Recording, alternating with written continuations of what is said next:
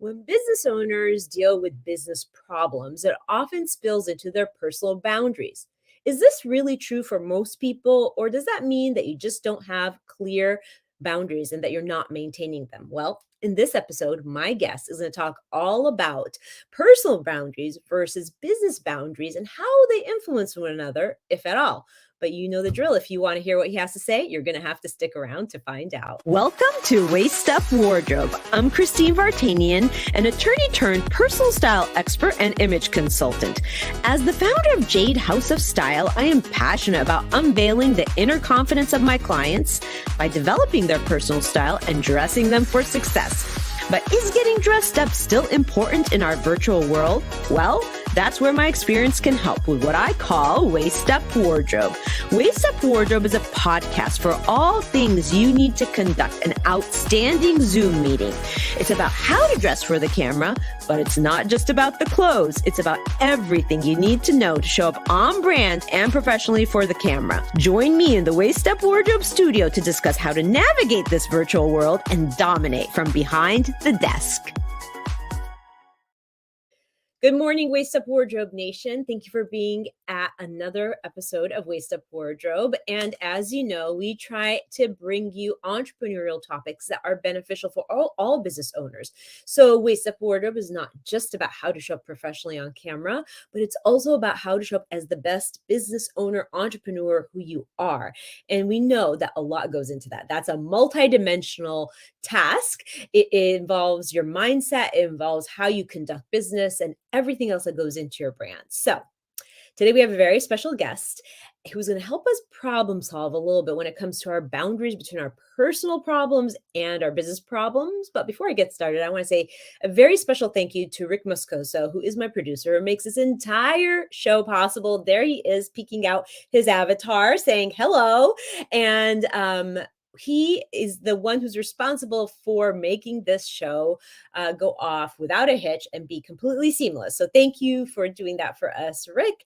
And thank you to your audience for always joining us and commenting and letting us know what you think, if you have any input, if having a dialogue with us or have any questions. We love to have the show live because we want that dialogue going on between us and everybody out there. So today's guest, Tom Adams. Well, I'm going to tell you a little bit about him. He is an executive coach, a strategic advisor, and trusted consultant to entrepreneurs, executives, and organizations around the world.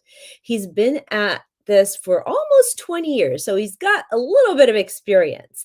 He also owns boutique web marketing agency and publishing imprint. Prior to this, he built a multi-store menswear chain and then a record storage and shredding company. Wow, that is going to be interesting to unpack.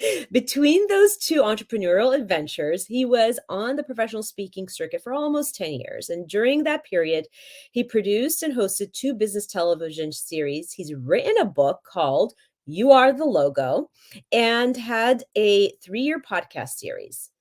And he got his professional start, believe it or not, as a church minister in the late 1980s before he left to become the entrepreneur that he is today. So please help me welcome Tom Adams. Hi, Tom. How are you today? Hi, Christine. Really nice to be with you today. Yes, I am actually looking forward to such a great conversation because I like just reading your bio, knowing how diverse your background is. I feel as though there's going to be so much juice to squeeze out of today. Oh, lots of juice. Lots Yeah. of good juice. And we have this, we share this interesting connection with fashion. Yes, we're going to get into that too, Yes. because I was like, oh, menswear boutique. Okay, I've got to talk about that. So before we get started on these shows, when we have guests, Tom, we like to get to know the guests a little bit more. So we ask a little bit, maybe some not personal problems, I'll tell you them.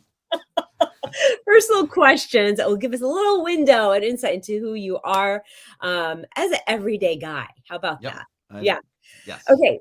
So if I were to add, they're just this and that question, just answer. And if there's anything you needed to add to it, go ahead. Got Cats or dogs? Neither, but I feel an affinity to cats. Interesting. And Yeah, I feel like there's some kind of energy to cats that I'm more aligned with. Very interesting. That is, most people are either cat people or dog people. And so I can see that. Okay. Speaking or writing? Speaking 100 times. Why? I would much rather be on a stage in front of 5,000 people than an empty page trying to fill it. Although I'm comfortable with that, but I love being in front of an audience. I feel like it's the one place in the universe that all of my senses are fully aligned. Very interesting. And so let me ask you a follow-up question to that. If you were speaking, would you rather speak to an audience full of experts or an audience full of people that are wanting your advice, like the professional, or people that are lay people that want advice on how to live life or be coached? Uh, oh, that's a really hard question because I feel like we're all in that spot, even the experts. The real experts are the ones who know they know nothing. And so they're the ones who want some of that advice that you said. So I feel like within your question is a belief system that I've chosen not to believe that the experts somehow have it figured out. I believe most experts don't have it figured out. They're all just trying to figure their way out. Yeah, I love that answer. Okay, I'm finally going to ask you one more question. Got it. If you had the choice to live somewhere on the either side of the border of the United States or Canada, where would you live? Oh, that's a hard one because I happen to be both Canadian and American. I feel like my heart home is Canada, but my business home is the U.S., and I've chosen at this point to live on the U.S. side looking into Canada. Yeah, but your heart is kind of like in both places for different reasons. Different reasons, Yeah. yes. Yeah, very much so. My family's all in Canada. My enterprise is all in the U.S. My life is in the U.S., but they're both deeply interconnected. I live at the border. I'm 5 minutes from a major border crossing. I cross back and forth like I live in both countries. I just happen to live on the U.S. side. That is so cool to be able to do that. Yep. That I think it's just such a different world perspective, right? You live on the border of two countries. You can go Yes. here or there. It's Yeah. quite interesting. Anyway, I also think it's indicative of this life that I've led. yeah, it has Uh, some metaphor. It's a deep metaphor for me. Yeah, Yeah. yeah. Well, we will probably get into that as we continue talking. Thank you for appeasing me and answering some Oh, love it. very personal questions. Love it. Okay, so you are an executive coach. You coach people in high level executive positions, CEOs, if I'm not mistaken, That's correct? right. That's right. And so, you know, I've noticed I was like, as we read your bio, of course, you went from being a church minister and then had a menswear business and then TV producer, and then you speak and you've published author. And my goodness, multidimensional, which I love because I think in life, like we can do all these things in different areas. But can you tell us a little bit about your journey? And I just want to point out that Susie Hickson is here and she's saying hello. Hi, And Susie. she's going to love this conversation because she's a dynamic business owner, entrepreneur, and lawyer. So, okay.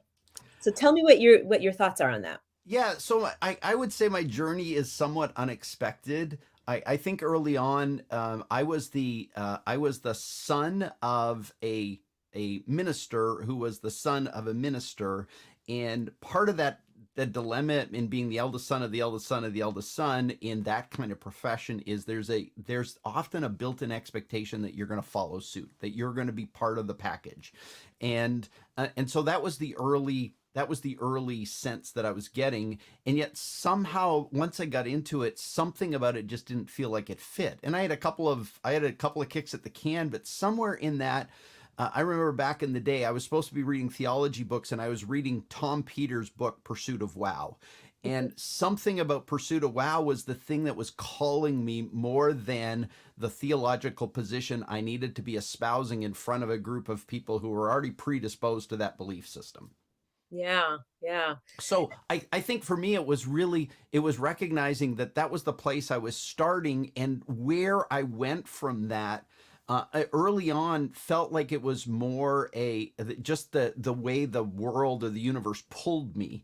it wasn't something that I was thinking about. It was like, well, what's the next step? When I left ministry, I went, well, my other grandfather, my mom's father, had a menswear store growing up, and I went, well, I grew up around a menswear store. I might as well go to a menswear store. And within about 6 months of in the menswear store, I was asked by somebody else to come and help build a brand new chain of menswear stores. And so we built that one, and that one grew, and it was incredible. It was so much fun. It was a beautiful ride, and then it blew up. We completely busticated that one.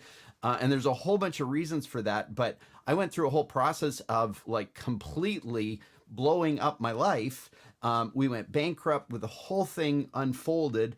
And then I went, well, where do I go from here? And I went, well, back when I was a preacher, I did pretty good at speaking. So I went, well, can I go and speak somewhere? Because I actually used to go and speak as a way to market our menswear company. And I would speak not so much about clothing, but I would speak about what I learned running a clothing business. And people would go, man, that's really good. Can you come and speak to our group? And so I had a lot of speaking engagements that I learned in the ministry profession because I learned how to speak there. I used it in the menswear field. And then I went, well, I'm going to go on the speaking circuit. And I've had the incredible luxury of speaking at Aborigine medical centers in the outback of Australia. I've toured all through Europe. I've toured all through the US and Canada, and been privileged to share just stuff I've known. And how that emerged, I didn't have a plan for that. It just was like, well, what else can I do? And in the middle of that, I went, well, there's this TV station down the road, and I don't like their programming. So I went to them one day and I said, could you help me get a show on the air? And they went, yeah, sure. Like, what's your thing? We can't pay you, but if you want to do a show, we need content. And I built this show called Adams and Company, which was profiling world-class, fast and funky companies and the people that made them that way. And that kind of evolved and emerged, and that became this really cool experience. And then I started getting asked to consult, and and then the thing kind of unfolds. And then at around 20 years ago, I went, I'm seeing a pattern here. There's this interesting pattern in me. And to me, the pattern was curiosity led me to be a seeker. So what I'm curious about that. How does that work? How does that operate? How does that person think? What's the underlying belief system that they run from? And that seeking led me to get some insights. And I had this predisposition. I don't know if it's based on my ministry history or what it was, but if I'm going to learn something, the best way to be a good citizen is to share that learning, to not hoard it, to not hang on to it, but to give it away. And so my early business cards used to say seeker and share. That's what my business card said. And so that's kind of been the life. And if I were to put a thread through it, I don't know if you ever saw Steve Jobs' Stanford speech where he talks about you don't know where you're going, but when you look backwards, you see all of the dots connecting somehow. And to me, the dot is curiosity, and then a desire to help people flourish. And that's really the thing I think that ties it all together and has really been the catalyst for my life in many ways. Yeah. Well, it's been a fascinating scenic route to where you are today. That's how I like to term it, because I've had my own personal scenic route to what I'm doing today. Yeah. But I feel like, I think people who are inquisitive, curious, and are fascinated by human psychology and the way people think, which I identify that way, find themselves, wanting to help in different arenas, and they really have a lot of interests. And I think that the core, like you said, that there has to be sort of a common thread, and it is about just giving the best you can and leaving a legacy in the world. So I completely resonate with that. In fact, when I read that, I was like, yeah, Tom and I are going to hit it off. We are. I feel like you're a kindred spirit. So yes. Yeah. So you've described the common thread, the commonality of that. And your journey is quite fascinating. You talk a lot about, business problems versus personal problems when people are dealing with that. So what is the interrelation between them in your mind, and how do you coach your clients on that? Yeah, I would start with there is an interrelation, but I start with and it's it's not a rule, it's just a observation that I've made, is that a lot of business problems are actually personal problems in disguise. Yeah. So there, if there's a business problem that is sitting in your world, often behind that is a leader's personal problem that hasn't clearly been worked out. So the symptom is this problem in the business. The underlying condition is something that a leader, whether it be a CEO, a manager, a supervisor, or even a coworker, there's something going on internally that's driving that symptom. And a lot of times, what historically in business, what's happened is that we hire consultants, we hire experts, and they come in and they try and solve that problem through a series of interventions. And when it doesn't go away, because it's actually dealing with the symptom and not the root cause, which is a personal problem in disguise. It never gets resolved. And so a lot of times, in the last 20 years, I often get called in after people have quit figuring out, they don't see a resolution. And so I come in and my premise is, show me the symptom, show me the business problem, but what I'm interested in is how are you as a leader creating that symptom, or what's going on in you that actually influences that symptom and causes it to bubble up, to recur, to never go away, to kind of hide for a while but come back. And you fix things externally, but you don't fix things internally, and it festers. And so to me, the unique work I do, it's not to say that business problems don't infect personal problems. It's not to say that they don't influence personal problems, but my work is more the other way, which is, if you've got a business problem, let's go back to you as a CEO, as a leader, as a owner, as a startup, as an entrepreneur, and go, what's going on in you that's causing this business problem to occur? And I'm happy to give you some examples of that, if that would be helpful. Well, you beat me to it, because my next question was going to be, I learn best through examples. I love the Yep. theory and the metaphor you gave, but can you give us an example of a situation like that? Yes. So I told you already, as part of my story, I built a chain of menswear stores. We built 8 stores. It was a multi-million-dollar enterprise. And then we blew it up. And we blew it up because, well, at the time, everything was about, well, the conditions of the economy and all this kind of stuff. But after the fact, as it was kind of imploding, I sat down with one of the leading experts in Canada on retail. At the time, it's kind of like Men's Warehouse. Of Men's Warehouse, which is kind of like that ubiquitous store that has tons of suits in it. But we are kind of like that, but in a smaller scale. But the guy who built the equivalent of that in Canada, I sat down with him and he took me under his wing and he said, tell me how you think about this. And I said, I do this and this and this. And he goes, you have this fundamentally wrong. You're thinking wrong about how to run retail from a financial perspective. You think it's about how beautiful that shirt is you put on the shelf. I think about, I am actually putting a $5 bill on that shelf, and I have to get rid of that $5 bill 5 times in order to create profit for my business. So at a very simple level, if you don't understand at an underlying basis, the knowledge about specific things in your business, that the impact is a business that doesn't run well financially. But at the core of that is an internal lack of knowledge about finance and how the basics of finance in a specific environment work. So that's a really simplistic example of it. But my lack of knowledge about financial matters became an impact in an enterprise that didn't have good financial systems in place. And somebody could come in and tell me, do this, do this, and do this. But ultimately, I didn't know how to make shifts to it because I didn't understand intuitively, internally, how to think financially about my business. I was thinking creatively about my business, and we had the most creative, interesting, cool stores, but financially, they were a wreck because we didn't understand that thing. So at a very basic level, a lot of times our knowledge creates the business problem. Our lack of knowledge, Yeah. our insights are wrong, and so we create that.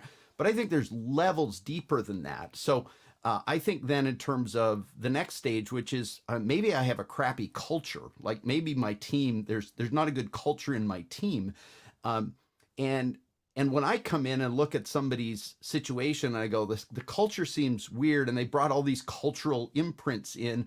But then what I discover is the CEO is emotionally immature, doesn't have emotional agility, right? Doesn't understand, okay, I'm angry right now. Many CEOs that I work with can't actually define the language or the emotion that they're experiencing at any given time. Well, if you can't do that, then what happens is that it gets expressed in your company. It goes underground in you, and somehow somebody in your company takes that on, which creates a funky culture. Does that make sense? Yeah.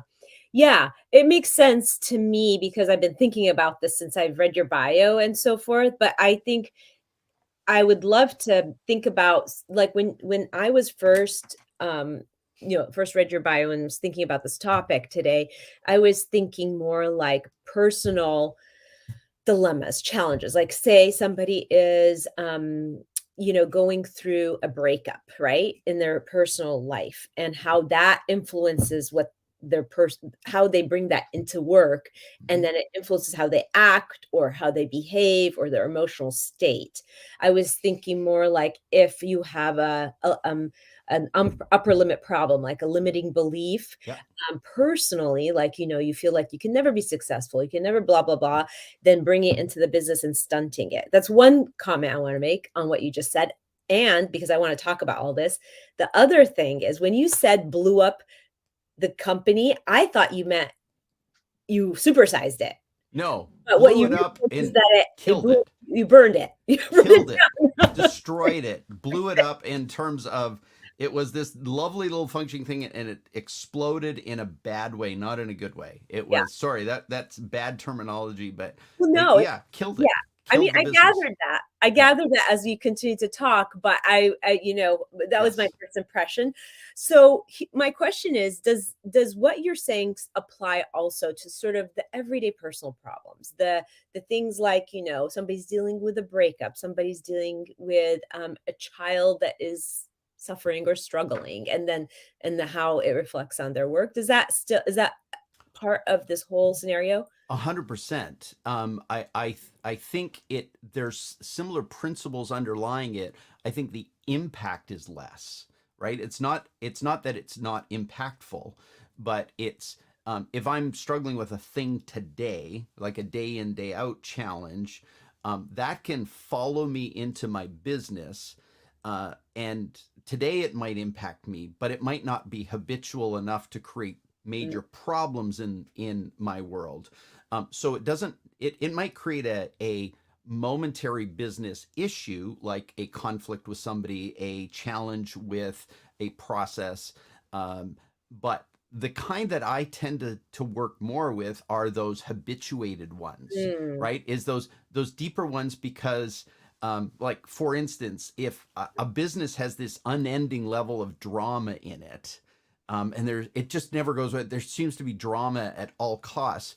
One of the things I've discovered in a lot of companies is that the CEO has a serious ADHD, and mm. I'll call it entrepreneurial ADHD, and that I have to be cautious in using that term because it's a clinical term. So contextually, I'm saying it as a way of thinking about something, which is a lot of entrepreneurs are really good at seeing opportunities, but everything is an opportunity. Like everything that shows up is an opportunity. And so, as an entrepreneur, what your predisposition is look for the opportunity, look for the opportunity to create a new thing. And so, what ends up happening is entrepreneurs, because they are not clear on creating boundaries in themselves related to this entrepreneurial ADHD, is they go try something new. There's this other shiny object, and pretty soon what happens is they can't figure out why there's all this drama in their business because they've started so many things, and their teams a lot of times are going, what are we doing now? Like what's coming next? Oh dear, what's happening with our CEO today, and what new thing are we going to have to endure that we've got 20 of them sitting on the back burner that are, we sort of have the remnants of them. They've, it's new software, it's new ways of thinking, it's this new thing. There's always a new thing, and they dread their owner or their CEO going to a conference because he or she comes back with 100 new things, and they're just overwhelmed by it. So there's this drama all the time unfolding. Another thing I see is is entrepreneurs who, I'm trying to answer your question, because a lot of times the things that are the morning issue have maybe an effect on my energy. It's these deeper ones that have an impact on the business systems, the way it operates. So one of the things I've seen many times over the years is a lot of times a entrepreneur has comes to me and says, people keep quitting, people keep leaving. It's a terrible and it may be related to culture, but there's something else going on because they've worked at the culture. They brought cultural consultants in. But then what I discover when I spend long enough around the system and I understand the ecosystem that this entrepreneur lives in, is the entrepreneur is occasionally using the company as a proxy for a therapist. Ah, interesting. So my company becomes this interesting place that I place all my muckiness on as a way to solve my personal problems, right? Oh, like this business is supposed to fill this deep longing inside me. I got this deep longing to somehow achieve something, and the business's job is to do that. But I'm like using the business as my therapist. And then people go, I didn't sign up to be your therapist, and I didn't sign up to deal with your trauma. I signed up to do something meaningful in the world. And so what I tend to see is these things that become insidious more than the sort of one-off challenges. It's not that those challenges don't matter and they don't have an impact, but they don't tend to take businesses out. Yeah. Well, and that is a really good distinction to make, because what you're talking about is something that kind of becomes toxic and stays and Yes. stays and is a consistent, it's almost like a MO, a style Yes. of acting. And until somebody is aware of that and Right. gets some support to kind of shift that, it can actually be very toxic to the organization, right? Whether it is, Massively. yeah, whether it's financial lack of savvy, or just not, unloading on your team that isn't appropriate, or things like that. Those are the things that can, poison and destroy a business for sure. So I'm glad we clarified that, because I was personally confused about it, but that's what I wanted to dig deep into. Right. So, Right. And obviously, it sorry to it happens not just in big business, it happens in entrepreneurial business of one, yeah, right? yeah, So there's oh, my day is crappy today, and it affects my energy today. But mhm, there's deeper in that. There's Brene Brown talks about shame a lot, right? And it's interesting, when shame comes to work, it's insidious, yeah, right? And that has an impact on entrepreneurs. So when I work with entrepreneurs, one of the things I find is they often are unwilling to take challenges because shame is riding shotgun with them. yeah, And so shame comes along for the ride. And when I talk about how do you put yourself out in the world, how do you create an imprint for yourself, they're more stuck on that sense of shame and unworthiness. And it's a really important topic, but it has a detrimental impact on the business. And yet it's not really a business problem. There's a really good service, a really good offering, a really good product, but it's stuck behind this shame that kind of is got control of the bus. And the bus is being driven by shame, not by an entrepreneur who has managed that shame. So I wanted to ensure you made that it was clear between those two, because when you're stuck, even as a solopreneur trying to do something, it's often this underlying stuff that nobody ever talks about. We have all these solutions to solve our business problems, and yet when they don't get solved, there's generally something deeper going on, and it's usually personal in nature. yeah, yeah. No, it makes a lot of sense. And so that's kind of what you have to target in order Yes, to solve the bigger problem. Like you said, you call it the symptoms. So this is all really great. And I mean, we could have like multiple episodes I on know. this, but I want to talk a little bit about your book. You Are the Logo is one of the books you've written. You wrote it quite a while ago. I believe I read 10 Yeah, years ago. 10 years ago. I really love the title. It resonates with me because as somebody who works with brands to really have their brand stand out, whether it's wardrobe or in on camera, or whatnot, I do believe that. I believe that statement. You are your walking logo. You are Yes. your business, personal business card. So, tell us about like the bullet points of that book, Yeah. or just the great like nuggets from there, because I'm curious. I'm also curious about the title of the book.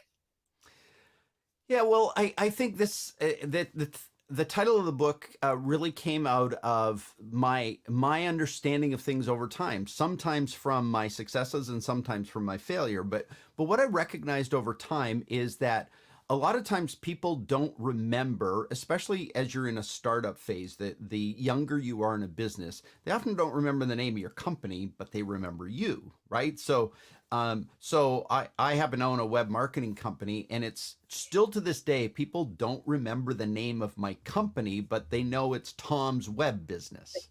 I don't even work in that business anymore. I have literally limited amounts to do with it other than I coach that team. They do all the work, they do all the, but people still refer to it as Tom's Web Company.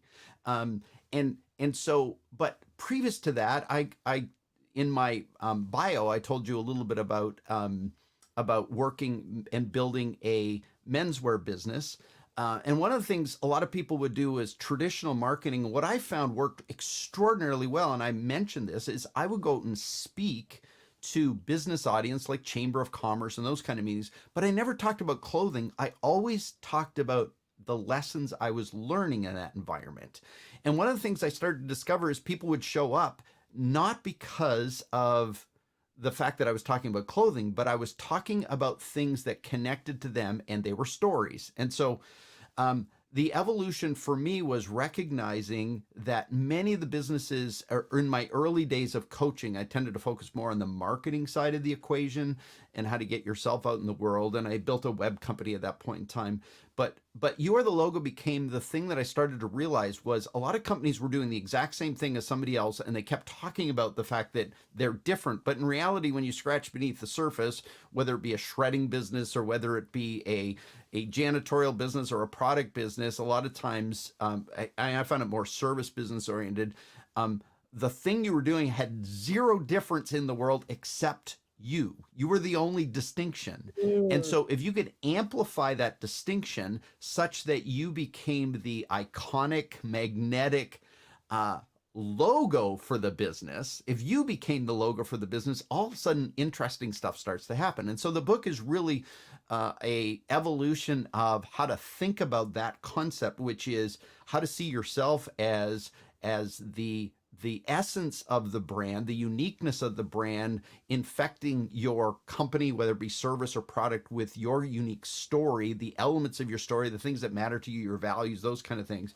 And then what were the steps you could take to do that? And because it was 10 years ago, there was a specific set of steps that seemed to make sense at the time. And it was writing and speaking and doing a lot of things that were very I guess very pre-internet, in early internet. Um, but I think there's some changes that I would make at this point. But that's the essence of it, which is really, can you find a way to do that in the world? Can you yeah. find a way to put yourself out there as opposed to trying to I've worked with people over the years who spent inordinate amount of time and energy on their logo, and I get it when it's FedEx or one of those that have these really amazing logos, Apple, of these iconic logos. But for the average small company, and I'm talking small to mid-sized company, 0 to 20 million, nobody cares about their logo. Frankly, nobody cares. They don't remember it. They don't think about it. It's not interesting to them, but they remember you, and you're the connection to it all. Yeah.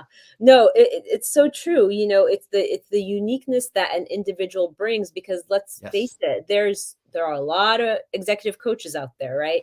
There 100%. are a lot of business owners that have this do the same thing or serve the same way, but how is what you offer different, right? And so that makes a lot Yes. of sense. And it has been 10 years since the book, and so what would you supplement if you had the opportunity to supplement it with anything, or how if you had an opportunity to write another addition to it, because now we have so much more, Yes. right? We have AI, and to be honest, like I still think writing and speaking and studying and learning and developing your skills are very foundational to a business owner. So I think we just have better tools and more tools now. Yeah, and I agree with you. I think if I wrote it again and I would go back and update it, the first thing I would say is platforms are ubiquitous. So it's understanding that a platform, there's multiple platforms. So Dan Kennedy, a old time marketing legend, used to say, understand the message, market, and media match, right? So market, which is who's your target market, what's your message, and to me that gets sort of pushed through who am I and what am I trying to do in the world. And then there's the media, which is the platform. And so what you've got to understand is, does the platform you use connect to the market that you're serving using this unique message that is you? And so you know, I have found over time that that while early on I did a lot of speaking, my speaking business, not because I don't do it, but I don't have to do it as much because I have platforms. So I use a lot of YouTube videos. I send a lot of YouTube videos out in the world. I do podcasts, and I have found over time that if I'm podcasting, I'm in front of people a lot, right? When I'm doing my own podcast, even as the host, Yeah. I'm in front of my audience on a regular basis, and that creates connection and creates opportunity. But what I find with some people is even with a you are the logo concept, they try and be everywhere to everybody, everything to everybody, and they're on TikTok and Instagram, and they're in every platform. The problem is they're on a platform that doesn't match their message or their media, and Mm, so those don't align, and so there's this sense of uh, um, lack of alignment. And when there's lack of alignment, there's no connection, right? You're going off the rails all the time because your audience isn't connecting somehow. And so I think it's really important in today's world, when you think about being the logo, there's all these platforms. The ease of putting a video online is incredibly easy. The question is your audience going to be there? And if your audience is there, are they connecting with you? Is there a sense that there's connection? And so that would probably be the major shift I'd make. I think a lot of the underlying principles work. It's just maybe some of the channels are have evolved. yeah. So, you so generously said that you would take time, 15-minute sessions with anybody who put the hashtag solutions and shine, that would want to connect with you and learn more, or maybe, help advise them. So thank you for that. And the hashtag is hashtag solutions and shine. But I also want to know in general how people can connect with you if they wanted to reach out, and learn more from you. Yeah, the very easiest way to do that is to go to my website, tomadams.com. I'm on I'm on LinkedIn. I've got a Facebook page. I've got an Instagram page. I've got a Twitter. I'm on the platforms, but the place where it all shows up is on my website, and then that gives you leads if you want to connect with me in those other ways. But tomadams.com is where everything happens. Yes, and everybody knows Tom, as opposed to like a Right. logo or Right. It's Tom That's Adams. Yeah. And my logo is just simply the letters Tom Adams. There's no logo. right. Yeah. That's right. Yes. Well, but a fascinating conversation, but I feel like we just scratched the Oh, I surface. know. So, it is pretty incredible, just the way your process and the way you take people through that coaching process is very unique, because you're really getting to the core root issue that is causing the problems in the business, right? You're getting to the core, and if you can address the core and help solve that, or get tools around trying to fix that, then naturally the other things will get fixed. So, um, every at every episode we wrap up with the Waist Up Wardrobe Weekly Wrap Up, and that basically is me asking you, Tom, what is that one takeaway that people that listen to this on the replay or have been listening live would take away?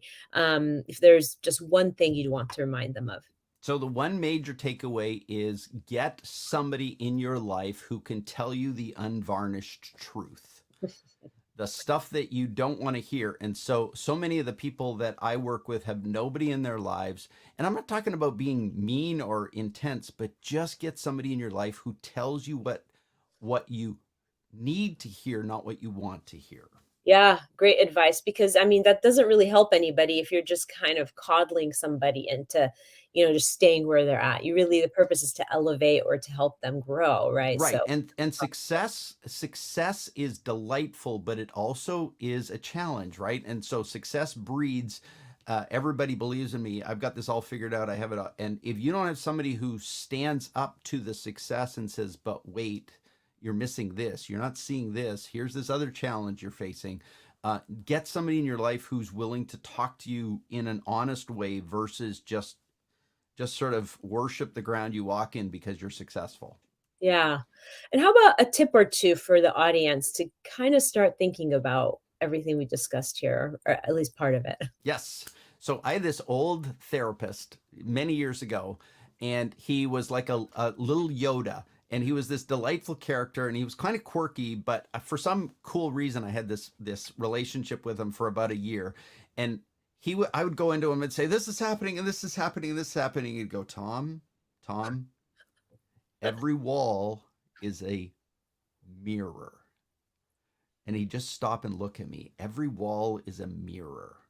And so every time I hit a wall, he'd go, "Quit looking out there, quit looking out there. What's going on in you?" Which just really fundamentally shaped my belief about the work I do now, which is every wall you hit is actually a mirror into what's going on in you. And so if you got a wall in your business, it's a mirror, what's showing up in there. So go looking at that. I love that. Isn't that good? Ugh, It's so good. It's like so profound. reflecting. It's like reflecting on what is going on in your Yes. life. Oh, I Yes. love that. That's Every amazing. wall is a mirror. Every Every wall is a mirror. But if you say it like this, it's better. Every Yeah, wall every wall is a is a mirror. mirror. And then Really. kind of Right. really take that in. Right. Yeah. Right. A tool that the audience can use to really start up leveling and thinking about this idea of fixing the things that are creating problems for them. Yes. Quiet time. And Yes. by that, I mean, turn everything off, turn your TV off, turn it to all those things that keep pulling our attention, turn your phone off and go be quiet somewhere, whether that means go for a walk, but don't walk with your headphones in. Go walk in the woods. Or if that's too hard to do, then go find a place where even for 5 to 10 minutes, you can be quiet. To me, that's one of the best tools you can have. And then related to that is spend money on books. Ah, I love that. So Yes. many people I talk to today who are high level leaders quit reading books, and all they want is, and yes, there's a lot of books that have one thing and they're 300 pages, but they got one thing in them. But what we often miss is a book is often somebody's way of actually trying to make sense of a thing that they've been working on, struggling with, and for like $10 or free a lot of times if you got Kindle Unlimited or something, you can get a lifetime of somebody's insights by just reading a book. Yeah. And to me, quiet time and reading books are two of the secret sauces in my world that if I didn't have those two, I would not be in good shape. Yeah, I love having a set of books, and I was always a reluctant reader as a child, but it wasn't until I discovered entrepreneurial books that I started really like, Yeah. 12 books a year, like Yeah. I really getting into it because I feel like it really helps me up level and helps me reflect, which is the Yes. word of the day today, reflect. Yes. Yes. And quiet, and the quiet helps you do that. And finally, action item. Yes. I'll give you a couple if you want those. So the Yeah. first one is consider your exit. I will not work with a coaching client until they have disclosed to me how they see what happens when they die. Okay, that's a whole other topic. I know, but and I'll give it to you the short form. The question is, if you learned that you had 5 to 10 years to live, what today would change as a result of that? Hmm. What are you going to change in your life? And a lot of times when you haven't considered your death, you've quit living. And so one of my previous coaches who was a massive influence on my life used to say to me, quit running wildly in a direction that you don't want to go. Mm, And mm. so much of us are pulled into success and what that is. And when you actually stop and go, if I were to leave this building, if I were to exit this planet, what do I leave behind? And it's not just always about legacy. It's about, what do you really, really want? What do you regret if you were to leave? Like, what do you got to work on? Are you leaving the fact that you didn't have a relationship with your kids, right? You've built this massively cool business, but you don't actually have a relationship with your kids, or you have all of this trail of stuff behind you. In AA, one of the major processes in AA is you got to go back and make amends, right? That's a critical component of the AA journey, is making amends. And so often, so many of us get to these points and we just keep running wildly in a direction that we don't even know what it is. It's just success. And you keep going to this horizon that you never reach, right? This horizon always keeps going further out and further out and further out. And to me, one of the big things that you can work on is, if I were to leave this place, what's left undone? What's left unsaid? What didn't I do that I really know deep in my heart I needed to do? Who do I need to apologize to, and who do I need to go back and thank for their influence? Yeah, that's a very, very cool way to end the show. Yeah. But that is amazing. Thank you so much for your insight. And there's so much more to unpack. Maybe we can have you back on the show for I would at love least to. one of these things. I would love to. I'd love to ask you a whole bunch of questions. Yeah, no, I'd love. Oh, that would be a cool show. Wouldn't it be cool if I came on your show and asked you questions? Yes, I would love that. That would be cool. fun. I'm gonna reach out to you about that. All right. So thank you so much, Tom. It's been delightful. Thank you for letting me just kind of chatter away and asking great questions, and feeling like there's a kindred spirit on the other side of this camera. I love it. I love it. Thank you. And there you have it, Waist Up Wardrobe Nation, episode 135. Now, if that doesn't make you sit down and reflect and take some quiet time to do it in, I don't know what will.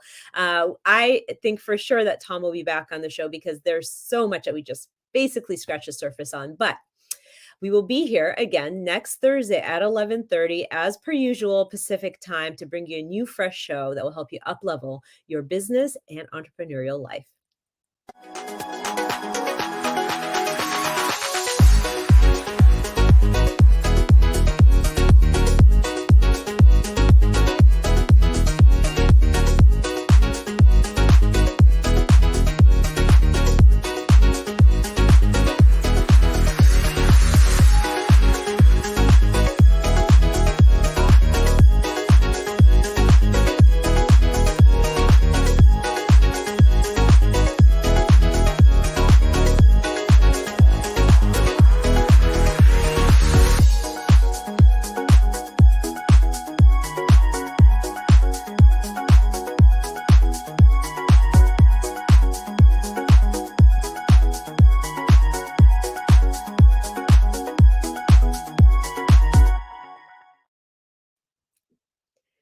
Thank you. That was amazing. Welcome. And I'm going to apologize in advance, because I put myself on such a tight schedule today. So I'm going to have to jump in like 2 minutes. Okay. But I wanted to tell you that was fascinating. That I truly feel like we just scratched the surface. I know. On so much. And I love the idea of you coming on asking me questions.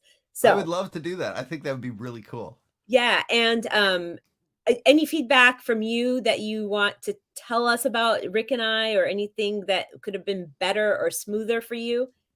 No, it was delightful. And I, I've been in so many situations, and I've done my own podcast. So the fact that you even have, you have process, so many people don't have process, and I don't work well with people that don't have process. I love people who have process, even though I don't like to live inside of it, but I like, because it gives me stability. So no, it was delightful. Nothing, I would say nothing. And the fact that you're streaming live is kind of interesting. I've never done that.